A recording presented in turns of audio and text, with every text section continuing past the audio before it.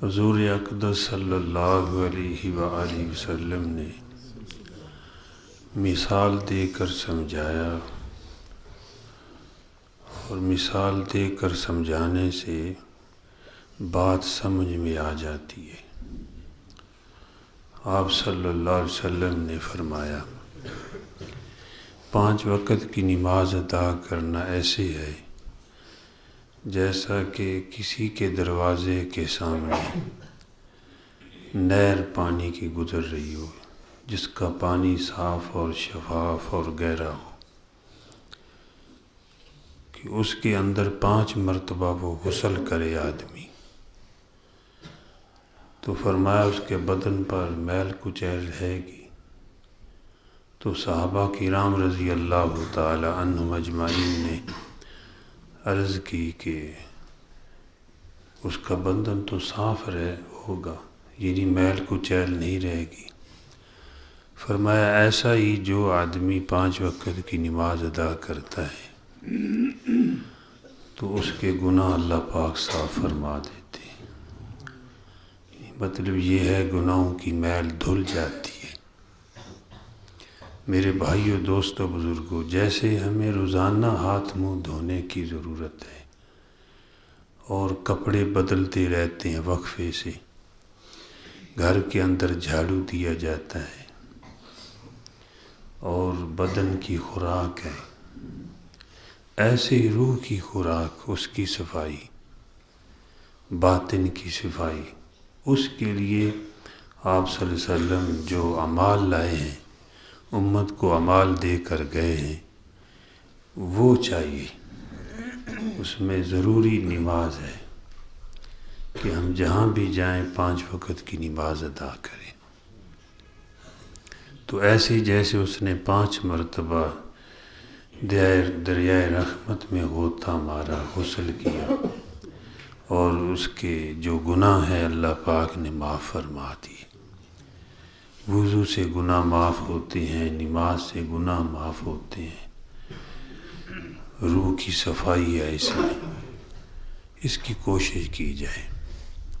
سیدنا عیسیٰ علیہ السلام نے دیکھا ایک نور کا پرندہ ہے، وہ کیچڑ میں لت پت ہوتا ہے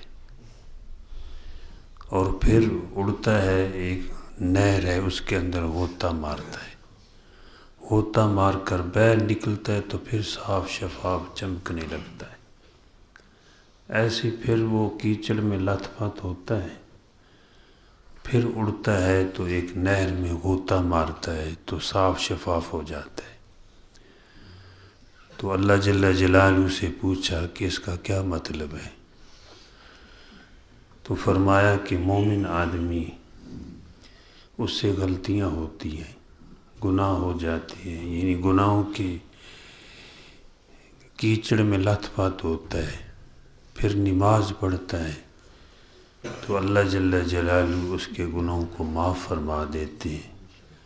جیسے یہ پرندہ کیچڑ میں لت پت ہوتا ہے اور نہر میں غوطہ مارتا ہے تو صاف ہو جاتا ہے، ایسی جب مومن سے غلطیاں ہو جاتی ہیں، نماز پڑھتا ہے تو اللہ اس کے گناہوں کو صاف کر دیتے ہیں۔ تو میرے بھائیوں، دوستوں، بزرگوں، یہ نماز اسلام کے اندر سب سے پہلے فرض ہوئی ہے، اور سب سے پہلے اعمال میں اللہ کے سامنے پیش کی جاتی ہے، اور سب سے پہلے اسی کا حساب ہوگا۔ اس لیے ہمارے کاموں کے اندر اس کا بھی پہلا نمبر ہونا چاہیے۔ ہم اپنے کام کرتے ہیں تو یہ نماز پڑھنا ہمارا کام ہے اور بڑا ضروری کام ہے، تو اپنے کاموں میں سب سے پہلے نماز کا کام ہونا چاہیے کہ وقت پہ نماز ادا کر کے اپنا کام کریں گے، اللہ دنیا کے بھی کام بنائیں گے، آخرت کے کام بنائیں گے۔ بعض دفعہ جی چاہتا ہے کہ نماز پڑھوں، لیکن ہمت نہیں ہوتی، تھکاوٹ محسوس ہوتی ہے، سستی آ جاتی ہے۔ لیکن مومن کی یہ شان نہیں کہ وہ یہ کہتا ہے میں نماز نہیں پڑھوں گا، بس سستی ہوتی ہے، کالی ہے جس کی وجہ سے نماز نہیں پڑھتا، اپنی کمزوری ہے ایمانی۔ حضرت عثمان بن ابی عاص رضی اللہ تعالی ایک مفہوم حدیث کا جو ہے وہ بیان کر رہا ہوں کہ انہوں نے عرض کیا یا رسول اللہ صلی اللہ علیہ وسلم، شیطان جو ہے وہ نماز سے روکتا ہے مجھے، نماز میں سستی پیدا کرواتا ہے، نماز سے روکتا ہے، وساوس ڈالتا ہے۔ تو آپ صلی اللہ علیہ وسلم نے ارشاد فرمایا کہ تعوذ پڑھ لیا کرو، اعوذ باللہ من الشیطان الرجیم، اور 3 مرتبہ بائیں طرف دھتکار دو، یعنی کہ تھوڑا پھونک بھی نکلے اور تھوڑا تھوک بھی نکلے، بائیں طرف 3 مرتبہ دھتکار دو۔ تو یہ عمل جو ہے انہوں نے شروع کر دیا۔ حضرت عثمان بن ابی عاص رضی اللہ تعالی فرماتے ہیں میں نے یہ عمل شروع کر دیا تو جو شیطان رکاوٹیں ڈالتا تھا، وساوٹ ڈالتا تھا، ختم ہو گئی۔ اگر آپ کسی کام میں ہیں، کسی مقام پہ ہیں، نماز میں سستی ہو رہی ہے، ظاہر بات ہے شیطان وہ بیچ میں رکاوٹ پیدا کرتا ہے، دشمن ہے، تو اعوذ باللہ من الشیطان الرجیم پڑھ لیا جائے اور 3 مرتبہ بائیں طرف دھتکار دیا جائے، یعنی کہ پھونک بھی ہو اور تھوک بھی ہو، تو اس سے شیطان بھاگ جائے گا انشاءاللہ۔ جیسے حضرت عثمان بن ابی عاص رضی اللہ تعالیٰ عنہ فرماتے ہیں کہ اللہ پاک نے مجھے اس سے چھٹکارا دیا کہ شیطان جو ہے وہ مجھے روکتا تھا کہ نماز نہ پڑھی جائے یا نماز میں وساوس ڈالتا تھا، تو میں اس سے بچ گیا، تو اللہ پاک ہمیں بھی بچا لیں گے۔ تو انشاءاللہ یہ کر لیں بھائی، اگر دشمن حملہ کرتا ہے تو اس سے بچنے کے لیے کہ یہ بھی نسخہ ہے۔ اللہ پاک مجھے بھی اور آپ کو بھی بلکہ پوری دنیا کے مسلمانوں کو وقت کی پابندی کے ساتھ، آداب کے ساتھ نماز ادا کرنے کی توفیق عطا فرمائے۔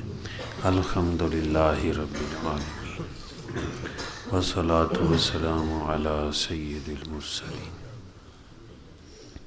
اللہم انت السلام و منک السلام، تبارکت یا ذا الجلال والاکرام۔